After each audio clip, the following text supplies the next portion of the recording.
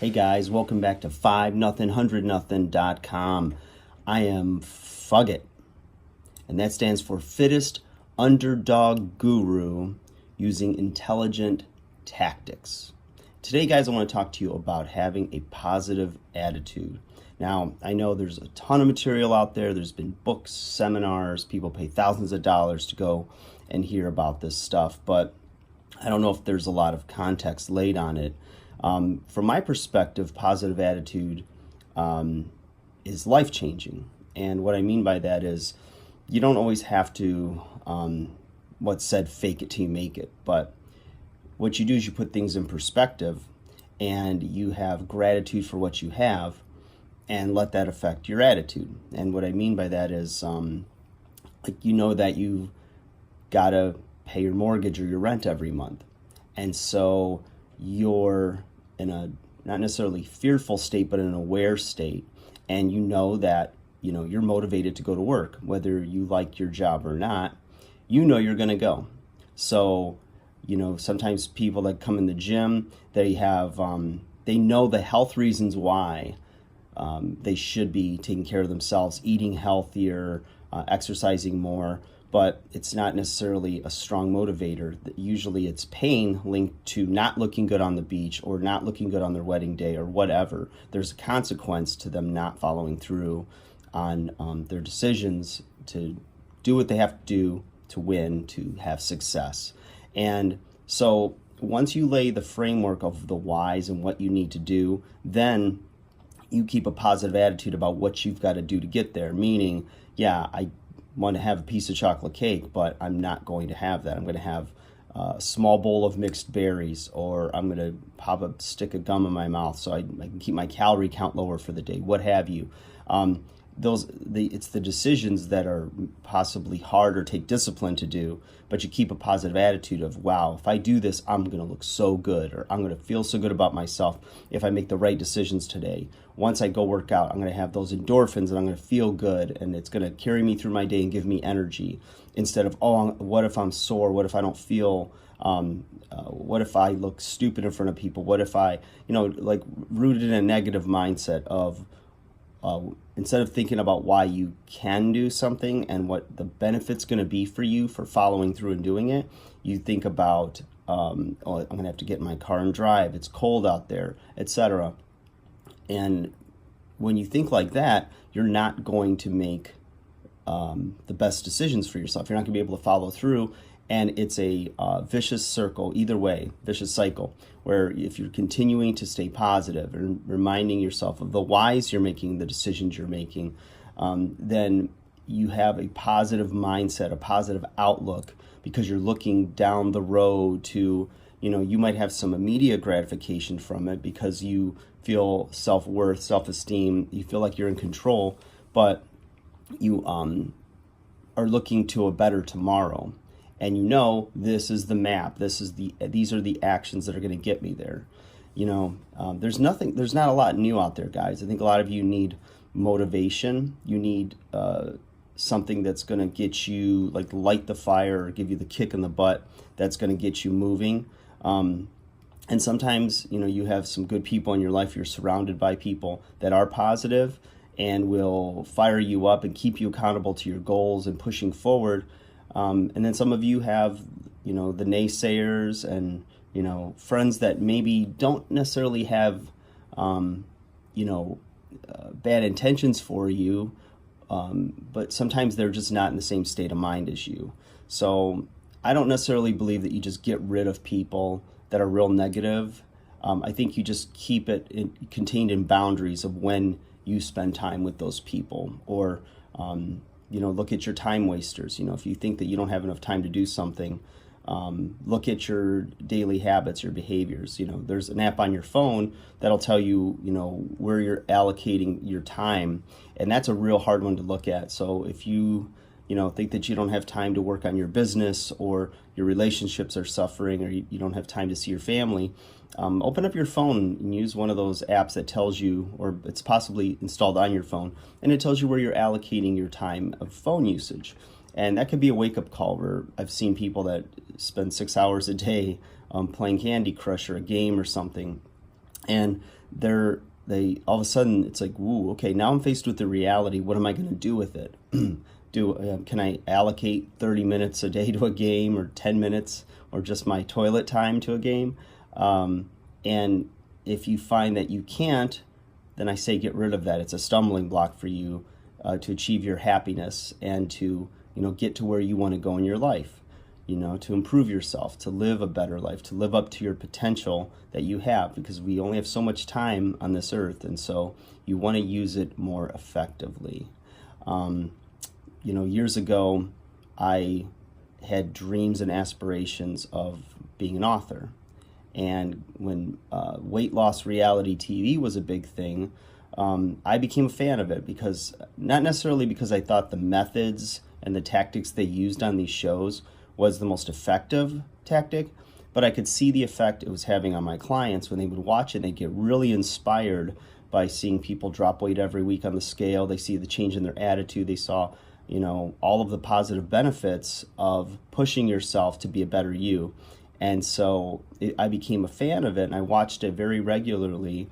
And I said, wow, I can impact people right in my community by doing corporate fitness consulting, speaking, motivating the people in my circle, but I wanted to reach a broader base, and I wanted to do something significant. I had a bucket list of things I wanted to achieve in my teens, 20s, and early 30s, and the funny thing is I achieved all of it. And I just always continued to believe in myself, and I said, one day this will pay off, one day this will pay off. Whenever I had a break at work, I would go to the local coffee shop, and I didn't have a laptop at the time. I had a desktop computer at home, so I just had pads of paper, and I'd write down my ideas. I'd strategize and think, okay, what kind of material, from my own experience and from my expertise, can I bring to the world? So I'd write. As soon as the web was really becoming more of a thing, and people were buying up domain names like crazy, I said, you know what? I think that a website will be the future business card for people, for whether it's a personal brand or whether it's your business. And so I invested a few grand and had somebody design my first website. And I remember going around to people, and they're like, why do you have a website? That's for big businesses, or who do you think you are? As if it was something really like beyond just the normal average person. And this was back in, my gosh, early 2000s. And I just always believed that that's where things were going to go. And I stayed positive, and I just said, nope, this is where it's going. And I didn't have to have any evidence that it was that everyone else was doing it and jump on the bandwagon late. So I put that out there, and I decided that I also wanted to do reality TV. So I started finding out, well, how do you get on these shows? What are the steps? And I did my research. I was, at the time, then Google was starting to become a thing. So I Google all this information. And, growing up and graduating in, the late 80s, early 90s, like, it was amazing. I didn't have to go to the magazine rack at the drugstore and try to look up information in the back of magazines, or look for little ads, and then write a letter and send it snail mail and wait for maybe a reply in 6 weeks, or go to the library and look up in the Dewey Decimal System and try to find information. I could now just do it right there on my computer, and I thought, this is amazing. So it helped the learning process to go faster, and the fail, try again cycle to go faster as well. And we've all heard the story about the invention of the light bulb, and it's like at 999 tries, the attitude is you didn't fail 999 times, you found 999 ways how to not make a light bulb. And it's funny because of course you're frustrated when things aren't happening as fast as you want, or your efforts were all put in one direction and it didn't happen. But if you're really on your mission and your purpose, and you have a big enough why you have to succeed, why you have to have this goal or achievement happen in your life, then you're not going to give up. You're going to keep looking for those ways. You're going to fine tune, course correct, it's all part of it. And that's why I think you see a lot of people that, years go by and they give up on their dreams and they have an excuse of why. But as long as you don't quit trying and keep pushing, then you're never going to fail. You're just finding another way not to do it, another thing that needs to just be changed, corrected, and fine-tuned. So, and then sometimes, you stumble into something, like where, what is the saying that success is when preparation meets luck. So if you're prepared, if you're doing all the things you're supposed to be doing, and you don't think you know it all, and there's always more to learn, then you're always going to be excited the next day because you've got a hunger and a thirst for that information, because one little piece of information might be there, might be just like one click away, or one conversation with some random person at a store away from changing your whole life. And those things happen, you guys. There's a lot of really amazing stories out there from people that it seemed like random luck or circumstance or what have you, and they get a break. I mean, for myself, when I did reality TV, and I was seeking how to do it, I was sending out pictures and casting video and, introducing myself, this and that, and I wasn't really getting any leads or anything. But at this particular point in time, I was a big fan of The Biggest Loser, and I was watching the show religiously every week, and just doing my thing in the gym, treating people well, helping them, doing what I'm supposed to be doing. And all of a sudden I get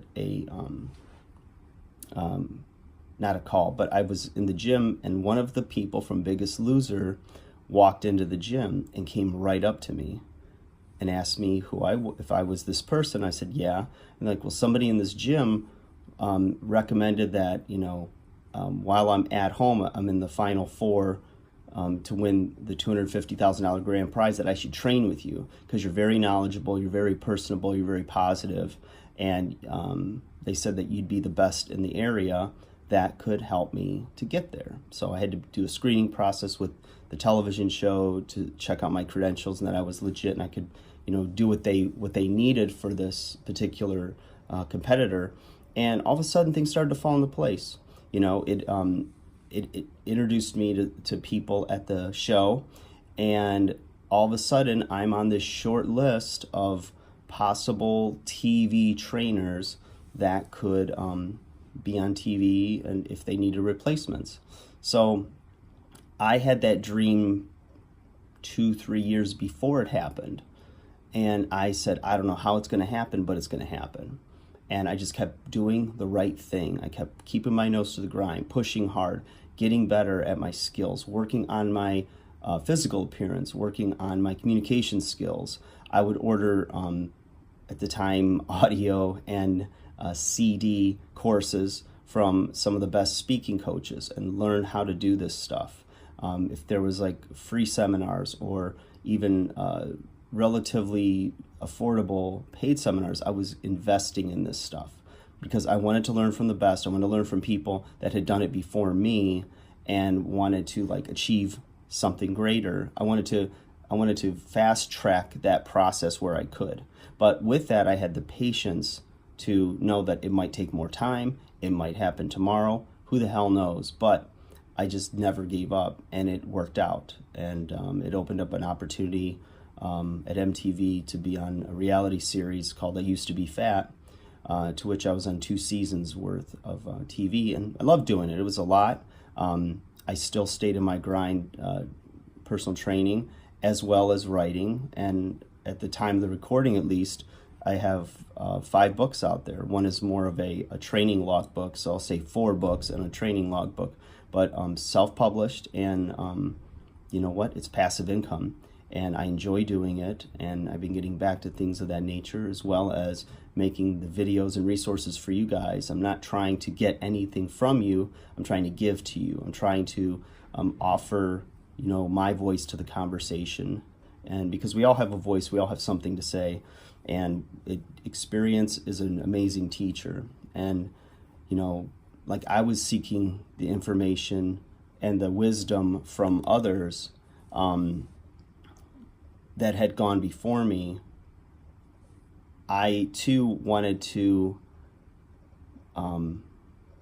do that for you. I wanted to do that for other people. I wanted to offer that to anyone that's looking to push themselves a little bit, to go forward, to be better than they were yesterday, that wants and sees themselves achieving more and doing more, because you can do it. You can do anything you put your mind to if you keep positive attitude of knowing what you want and staying on course, staying disciplined, doing the right things, and believing in yourself. And it's not always easy, and of course you're going to have moments of doubt, of course you're going to have questions, but push forward.